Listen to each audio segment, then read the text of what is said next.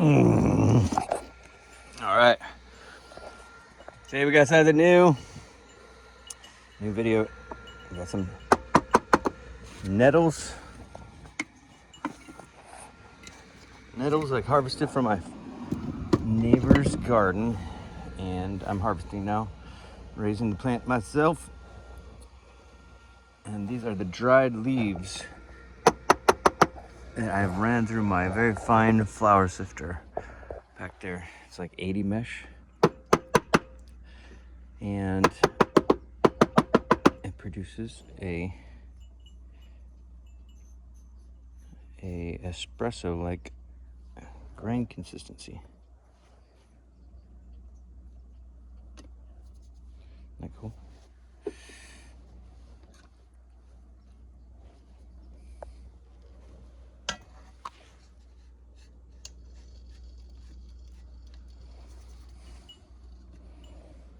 Teaspresso.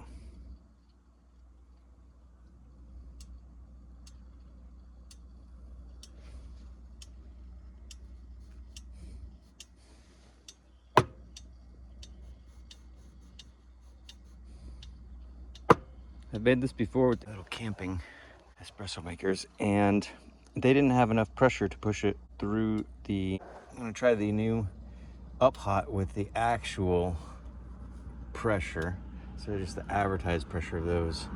See if it has enough strength to push water through a much bigger dose of these nettles than I've ever tried to push through a puck with those camping machines. So this should be interesting. Make a latte out of it afterwards. Pre-warm the cup over the Up Hot. It's so cool, so convenient.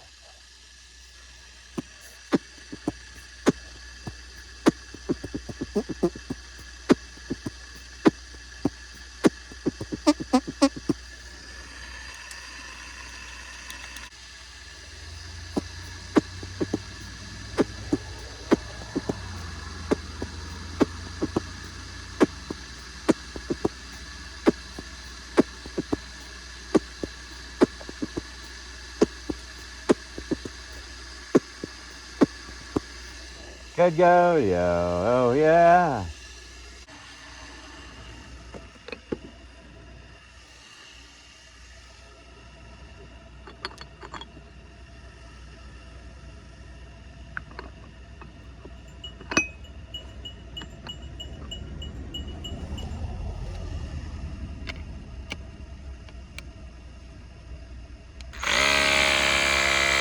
Whoa.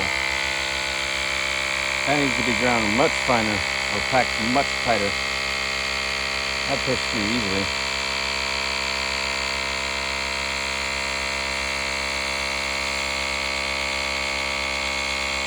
Wow.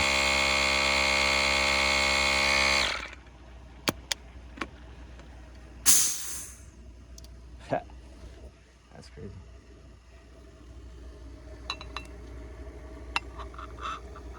Teaspresso.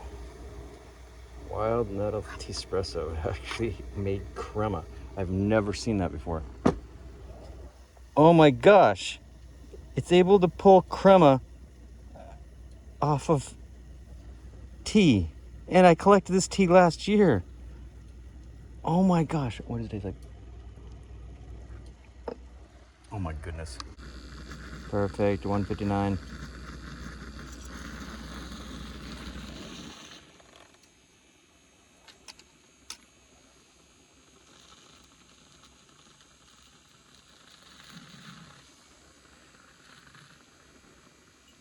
It's hard to get this nanofoamer to not take in any more milk. It's hard to get this nanofoamer to not take in any more air.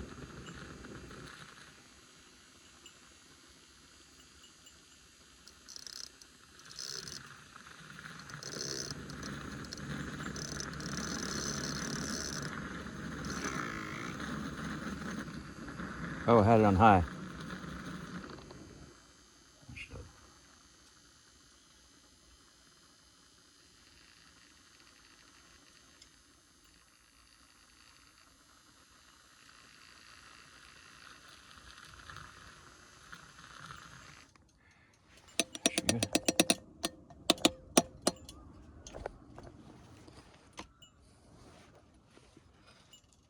Look at that, that's crazy.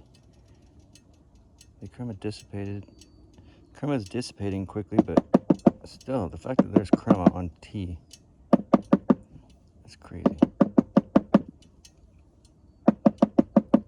Let's see if I can pour some latte art. That wasn't the best microphone.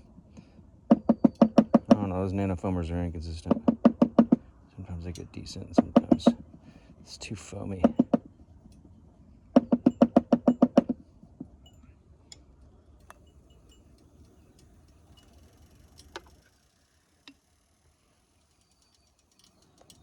Almost a heart. Wow.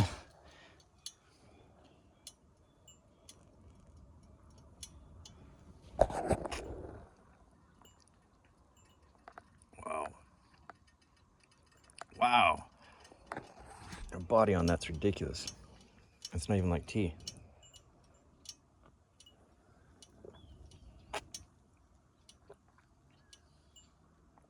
Ha, that's so good.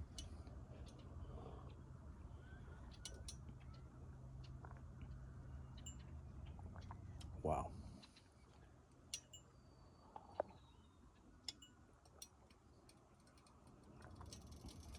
Wow.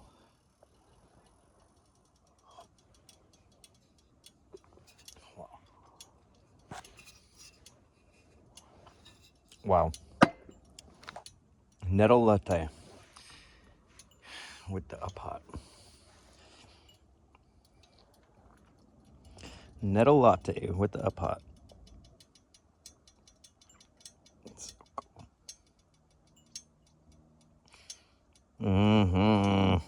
Love it. So tasty. So.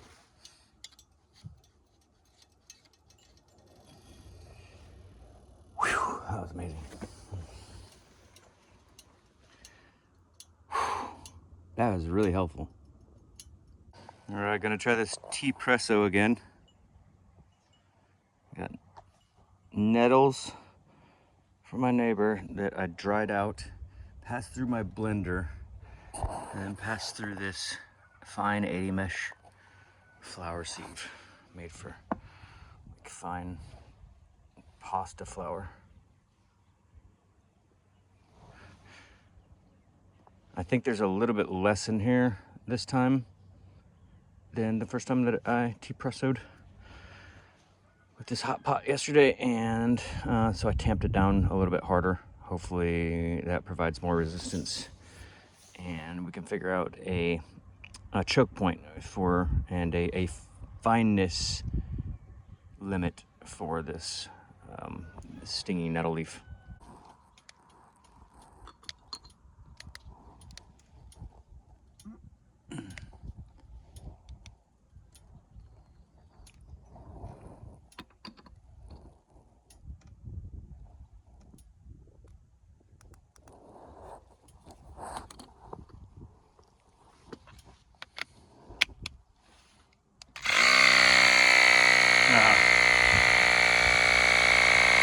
Not enough grounds this time. This is not as thick and as good of a tea-presso shot as yesterday.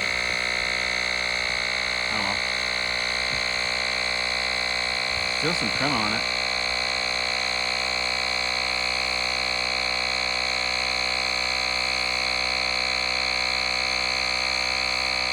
Still a lot better than any other regular tea. Look at that crema. But not quite as good of a shot as yesterday.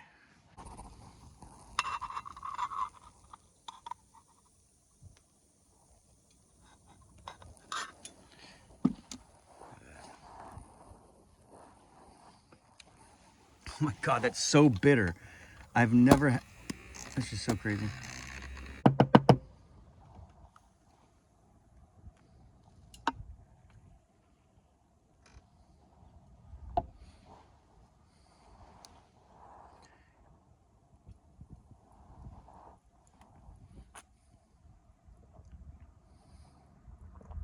That's so interesting how bitter of a shot stinging nettles is when you grind it this fine and push water through it with pressure.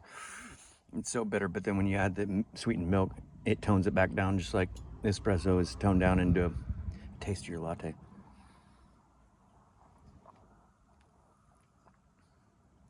This is a nettle latte. Wild stinging nettle latte. Herbal tea latte.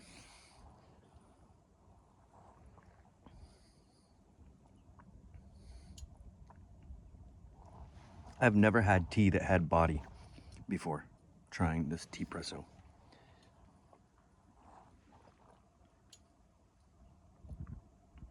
There's a thickness in this tea's liquid, like viscosity, that